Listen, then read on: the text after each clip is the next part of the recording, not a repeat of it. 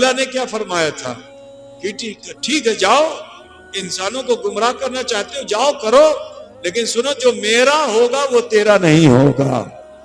جو میرا ہوگا تو اللہ والے کون ہوں گے کہ جو اپنی پہلی آواز پہ عمل کریں گے، جو من بولے اس پہ عمل کریں گے وہ کامیاب ہو جائیں گے۔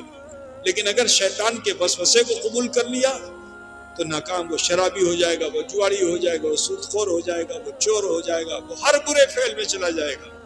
ٹھیک، اگر ان برے فعل سے بچنا چاہتے ہو تو اپنے من کی وہ پہلی آواز جو تم کو وہ بولتا ہے اتی شیغر کر لو۔ ٹھیک ہے، جو کل کرنے کا سوچ رہو اسے ابھی کر لو، بالکل شریعت کے مطابق کام کرو گے، کسی مفتی سے پوچھنے کی ضرورت نہیں ہے۔ لیکن کبھی کبھی آپ پھنس جاؤ گے، کہیں پھنسو گے، ایسا نہیں کہ نہیں پھنسو گے کیونکہ آپ مفتی عالم تو ہو نہیں، تو کہیں نہ کہیں پھنسو گے۔ اب جب پھنس جاؤ، کوری کی کوری نہ، جب یہ وسوسہ پیدا ہو جائے کہ کوری کی کوری نہ، قربو کی قربو نہ، یہ من میں آنے لگے تو قرآن میں اللہ تعالیٰ نے ارشاد فرمایا کہ فَاسْأَلُوا أَهْلَ الذِّكْرِ إِن كُنتُمْ لَا تَعْلَمُونَ، کہ پھر اہل ذکر سے پوچھو اگر تم نہیں جانتے۔ پھر کسی مفتی کے پاس آؤ، کسی عالم کے پاس آؤ، ایسے مفتی عالم کے پاس کہ جو متقی ہے۔ ہر عالم مفتی متقی نہیں ہے۔ نماز پہ تقریر کرے گا، صبح فجر اسی کی گول ہوگی، وہ تمہیں کیا ہدایت دے گا؟ وہ تو غلط راستے پہ لے جائے گا۔ رات بھر تقریر کیا نماز پہ اور صبح فجر میں خود غائب ہے، کہاں سے وہ ہدایت اس سے ہوگی؟ نہیں ہوگی اس سے ہدایت۔ ٹھیک ہے، وہ مولوی دیکھو جو پرہیزگار ہے، وہ عالم دیکھو جس تقوی شعار ہے، تو جب اس سے آپ رابطہ کرو گے تو وہ آپ کو صحیح راستہ بتائے گا۔ اب وہ جب صحیح راستہ بتائے گا تو آپ کی وہ الجھن بھی دور ہو جائے گی، من میں جو ایک سنکوچ ہو رہا تھا کہ کوری کی کوری نہ، تو وہ بولے گا ایٹا راستہ ایٹا پتھ آچے شیٹا پلن کرے تو آپ کی کامیاب ہو جائے۔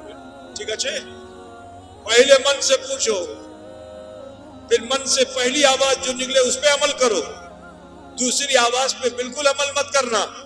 لیکن کبھی اگر وسوسہ پیدا ہو جائے کہ کوری کی کوری نہ، تو فوراً کسی متقی پرہیزگار عالم سے پوچھو، وہ تمہیں شریعت کے مطابق راستہ بتا دے گا۔ اب جو وہ بتا دے اس پر عمل کرو، انشاءاللہ آپ کامیاب ہو جاؤ۔ ٹھیک ہے بھائی، تو اس سمے ہم سب ایسے ہو چکے جیسے ماں کے پیٹ سے پیدا ہونے والا بچہ ہوتا ہے۔ اللہ نے ہمیں تمہیں جیون دیا، ہم دعا کرتے ہیں اللہ آپ سب کو عمر خضر عطا فرمائے، لمبی عمر دے، لیکن اس لیے نہیں کہ جوا کھیلو۔ اب اس لمبی عمر میں آپ کو اپنی لگام خود اپنے ہاتھ میں رکھنی ہوگی، اپنے کو کنٹرول میں رکھنا ہوگا۔ ٹھیک ہے، کنٹرول میں رکھنا ہوگا۔ اور یہ کنٹرول تمہیں کہاں سے ملے گا؟ جب خواجہ بابا مسجد میں نماز پڑھنے کی سوچنے لگو گے، جب مسجد میں جماعت سے نماز پڑھنے کی سوچنے لگو گے، تو سنو جب اس پہ عمل کرو گے، اللہ کا فرمان ہے کہ ان الصلاۃ تنہی عن الفحشاء والمنکر، کہ بے شک نماز تمام بے حیائیوں اور برائیوں کو روک دیتی ہے۔ تو لہٰذا آپ سب سے کہنا ہے کہ برے عمل سے بچنا ہے تو اتی شیغر آپ نماز کی طرف آ جائیے۔ اس میں انتظار مت کیجئے کہ اب سکالے پڑھو تو سندھیا پڑھو، اچھا کل کے پڑھو، نہیں، پاکی حاصل کیجئے، طہارت حاصل کیجئے، وضو کیجئے۔ اور اگر نماز کا وقت نہیں ہے، وقت نہیں سے مطلب ظہر عصر مغرب کا وقت نہیں بھی ہے، تو بھی آپ نفل کی نماز پڑھ لیجئے۔ نفل نماز بھی وقت ہی میں پڑھی جاتی، بے وقت نہیں پڑھی جاتی۔ اب جیسے بے وقت میں زوال کا وقت ہے، زوال کا وقت ہے نا، تو زوال کے وقت میں نفل نماز بھی نہیں پڑھی جائے گی۔ ٹھیک ہے، صبح طلوع آفتاب سے 20 منٹ تک کوئی نماز نہیں پڑھی جائے گی۔ ٹھیک ہے، فجر کی نماز کے بعد سے 20 منٹ اشراق کا جو وقت ہوتا ہے، اس درمیان کوئی نفل نماز بھی، تو دو سمے ایسا ہے جس وقت آپ اگر نماز پڑھنے کا من بھی چاہے تو نہیں پڑھ سکتے ہیں۔ وہ کون سا وقت ہے؟ فجر کے فوراً بعد سے لے کر کے اور اشراق تک کا وقت، یہ 20 منٹ کا وقت ہوتا ہے، وقفہ ہوتا ہے۔ اس میں آپ سورج کے نکلنے کے وقت اور سورج کے ڈھلنے کے وقت، سورج کے نکلنے کے وقت اور سورج جب عروج پہ آتا ہے تو یہ دو ٹائم ایسا ہے کہ اس میں آپ نماز نہیں پڑھ سکتے، ورنہ سارا ٹائم ہے کہ جس میں آپ نماز پڑھ سکتے ہیں. مطلب پوچھتے سے نا بابا، تو جیسے اچھائی کی طرف اگر جانا ہے تو سب سے پہلا کام یہ کرو کہ ہم وضو کرو، بسم اللہ، رات کے 2 بجے ہو چاہے 3 بجے ہو، ٹھیک ہے، جو بھی سمے ہے جہاں سے آپ نے توبہ کی، پہلا کام یہ کر لو، نفل نماز سے شروع کرو، فرض خود بخود حاصل کر لو گے، ٹھیک ہے نا. شکرانے کی نماز پڑھ لو. جیسے یہاں تم جلسے میں آئے ہو، تم نے توبہ کی، گناہ تمہارے معاف ہو گئے، تو کم سے کم شکرانے کی نماز پڑھ لو. ابھی گھر جاؤ، گھر جا کر کے فوراً وضو کرو، وضو کر کے 2 رکعت نماز نفل پڑھ لو، خالی 2 رکعت. خدا کہتا ہوں تمہارا دل روشن ہو جائے گا، دل روشن ہو جائے گا. پھر فجر تم سے قضا نہیں ہوگی، پھر ظہر نہیں قضا ہوگی، پھر عصر قضا نہیں ہوگی، پھر مغرب عشاء قضا نہیں ہوگی. اب جب تم آ جاؤ گے اس چکر میں، اللہ کے دیے ہوئے چکر میں آ جاؤ گے جب، تو پھر دوسرا چکر تمہارے اوپر غالب نہیں ہوگا. پھر انشاءاللہ تعالی خود بخود برائیاں آپ سے دور ہوتی چلی جائیں گی اور نیکیاں آپ کے قریب ہوتی چلی جائیں گی. ٹھیک ہے بھائی، بولو یہ کاج اچھا ہے کہ بھلو نہیں؟ بھلو ہے نا. انشاءاللہ آپ لوگ ایسا کریں گے. یہ نفل سے شروع کیجئے، فرض سے گھبراتے ہو، نفل سے شروع کرو. یہ نفل تمہیں فجر اور فرض کی طرف لے جائے گی، واجب کی طرف لے جائے گی، سنتوں کی طرف لے جائے گی. بڑے مزے آنے لگیں گے جب، تو پھر ایک نفل پڑھی تھی، اب کثرت نوافل کا جذبہ پیدا ہو جائے گا. جانتے ہو ان بزرگوں نے کیا کیا ہے؟ حضرت امام زین العابدین کا معاملہ جانتے ہو کتنی نماز پڑھتے تھے؟ امام زین العابدین کا نام سنا ہے؟ ایک رات میں 1000 نفل نماز پڑھتے تھے. اللہ تعالیٰ ان کے وقت میں اللہ نے کتنی برکت دے دی. تم 100 رکعت پڑھو گے رات پوری ہو جائے گی. اور حضرت امام زین العابدین جو امام حسین کے بیٹے تھے، وہ ایک رات میں 1000 نماز پڑھتے تھے.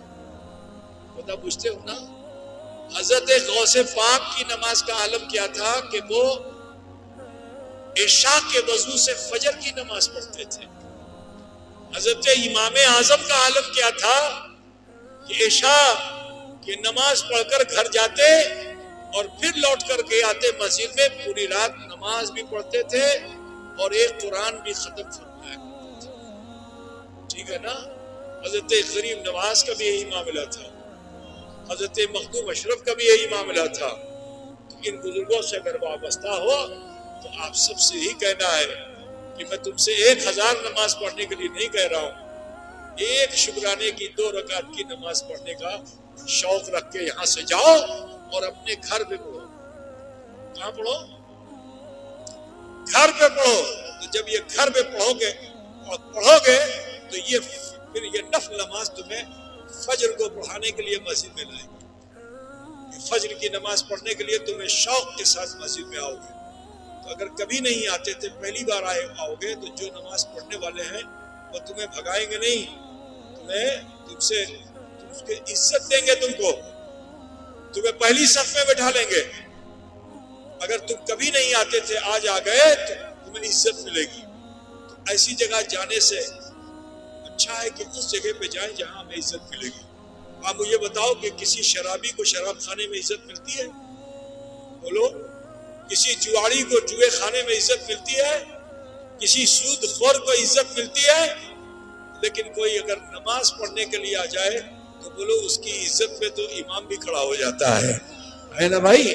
تو لہٰذا آپ سب سے کہنا ہے کہ نماز سے غافل مت ہو. شکرانے کی نماز اپنے گھر جا کے پڑھیے کہ آج میں نے غریب نواز کے جلسے میں جا کر توبہ کی ہے. ٹھیک ہے نا. شکر ہے کہ اللہ نے ماضی کے میرے گناہ معاف کر دیے. اب دوسری بات یہ کرنی ہے کہ 24 گھنٹے میں سے 2 منٹ نکالیے جس میں آپ دھیان دیجئے کہ آج کا جو 24 گھنٹہ ہمارا گزرا ہے، اس میں امی کچھ بھول کلم کی کلم نہ، کچھ کھوتی کلم کی کلم نہ، جدی کچھ بھول ترٹی دکھے اتی شگر. بیٹھ جاؤ جیسے ابھی بیٹھے ہو، ہاتھ باندھو، آنکھ بند کر لو، سر جھکا لو، سوچو کہ آج کے ابھی کی بھول کر لگ যদি ইয়াদ আ যায় আল্লাহ সে মাফি আল্লাহ আমি আমার প্রতি মাফ করে দেন কিছু অসুবিধা হবে বলো কিছু অসুবিধা হবে बोलो लेकिन इसका लाभ ये होगा कि मरने के वक्त कलमा जरूर नसीब होगा खात्मा बिल खैर होगा उसका कि जो कसरत इस्तिगफार करने वाला है मरना सबको है लेकिन जरूरी नहीं है कि तुम्हारी मौत बहुत अच्छी हो जाए अगर अच्छी मौत चाहते हो इस वीडियो को सब्सक्राइब करें और साथ ही बेल आइकन को दबाना ना भूलें।